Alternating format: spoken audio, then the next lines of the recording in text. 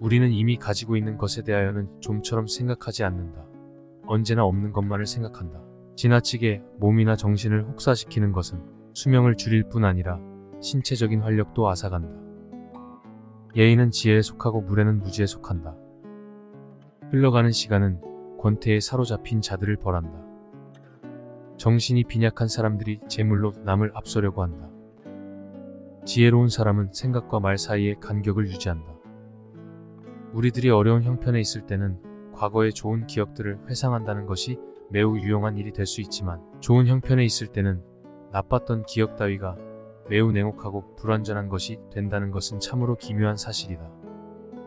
우리들 인간과 비교해 볼 때 짐승은 한 가지 참된 지혜를 가지고 있다는 것이다. 그것은 현재라고 하는 순간을 늘 차분하고 조용한 기분으로 지낸다는 것이다. 이 세상에 있는 모든 생물은 살려고 하는 의지를 충분히 가지고 있으나 이 의지가 충분히 만족되지 않기 때문에 산다는 것은 괴로운 것이다. 약간의 근심, 고통, 고난은 항시 누구에게나 필요한 것이다. 바닥짐을 씻지 않은 배는 안전하지 못하여 곧장 잘 수 없으리라. 양서를 읽기 위한 조건은 악서를 읽지 않는 것이다. 인간의 행복은 거의 건강에 의하여 좌우되는 것이 보통이며, 건강하기만 하다면 모든 일은 즐거움과 기쁨의 원천이 된다. 반대로 건강하지 못하면 이러한 외면적 행복도 즐거움이 되지 않을 뿐 아니라 뛰어난 지, 정, 의조차도 현저하게 감소된다. 용기란 우리들 인간이 행복을 누리는데 있어서 하나의 중요한 구실을 하는 요소이기도 한 것이다. 인생의 최초 40년은 내게 텍스트를 부여하고 나머지 30년도 그에 대한 주석을 부여해준다. 인생의 첫 40년은 자신이 직접 쓴 소설이며 나머지 30년은 그 소설을 해설해준다. 행복은 만족을 모른다. 착시 현상과 비슷하다. 늘 또 올 것만 같은 그 무엇이다. 우리가 행복에 가까워지고 있을 때 행복은 지평선처럼 저 먼 곳으로 달아난다. 하루하루가 인생이다. 잠에서 깨어날 때는 다시 태어남이고, 하루를 마치고 침대로 가는 건 죽음을 뜻한다. 재능은 타켓을 보고 타켓을 정확히 맞출 수 있지만, 천재는 사람들이 볼 수 없는 타켓을 본다. 의사는 사람들의 연약함을 보고, 변호사는 모든 사악함을, 그리고 신학자는 모든 어리석음을 본다. 인간은 진정 혼자 있음을 통해서 자기 자신을 알게 된다. 한 인간이 고독을 소중하게 생각하지 않으면 자유의 소중함도 모를 것이다. 왜냐하면 인간은 진정 혼자 있을 때만 자유롭기 때문이다. 모든 이별을 통해 죽음이 어떤 것인지 알 수 있고, 모든 재회는 부활을 뜻한다. 진실의 발견은 효과적으로 방해받는데 이는 실체의 잘못된 시선으로 오류를 낳은 것도 아니요 모자란 추리력도 아니다. 바로 선입견과 편견이 주범이다. 모든 사람은 자신은 보는 만큼만 세상을 보고 그게 전부라고 생각한다. 좌절을 경험한 사람은 자신만의 역사를 갖게 된다. 그리고 인생을 통찰할 수 있는 지혜의 길로 들어선다. 부는 바닷물과 같다. 그 짠물을 먹으면 먹을수록 우린 더 목마르며, 그건 명예도 마찬가지다. 모든 진리는 인정받기 전에 세 단계를 거친다. 첫째 조롱받고, 둘째 반대에 부딪히고, 셋째 자명한 진실로 간주된다. 남성은 여성에 비해 극기, 용기, 노력에 능하고, 여성은 남성에 비해 인내, 순종, 위로에 능하다. 남자는 여성의 나이, 건강, 체격, 얼굴을 중시하고, 여자는 남자의 어깨, 근육, 체력, 성격을 중시한다. 지력이 뛰어날수록 고통에도 민감한 편이지만, 그는 뛰어난 통찰력과 굳센 의지로 세상에 맞설 줄 안다. 인생에서 가장 강렬하고 놀라운 사건은 대부분 사랑이라는 감정에 의해 만들어진다. 인간은 본능적으로 자신의 정신이나 신체적인 불완전성을 보완해주는 이성에게 끌린다. 조건을 고려해서 이성적으로 선택한 결혼에는 본능에 이끌린 사랑과 같은 정열이 없다. 사랑은 성욕과 태어날 후손과 관련이 있다.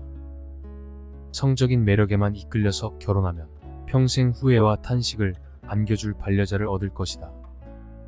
정치와 사회 문제를 해결하는 궁극적인 해법은 소수의 현자와 선인이 전제 정치를 행하는 것이다. 모든 사람은 자신과 닮은 것을 좋아한다. 비슷한 영혼은 멀리서도 알아보고 인사를 나눈다.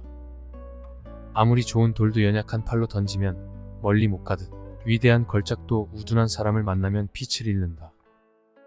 지나치게 가벼운 배는 뒤집어지기 쉽듯이 삶에도 고통이나 근심이 없다면 방종에 빠지고 만다.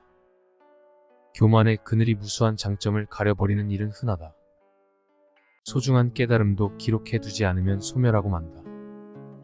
일기는 경험과 지혜를 축적하는 매우 훌륭한 수단이다. 예술이야말로 인간을 고통과 욕망에서 벗어나게 해주는 신성한 탈출구이다.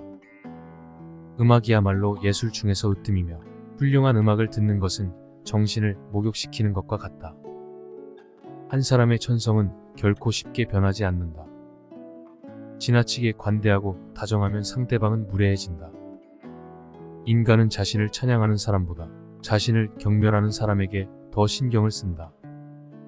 이기적인 성품을 지닌 사람은 늘 비탄에 빠지며 타인의 감정 따위는 무시한다. 격한 어조로 말하지 말라.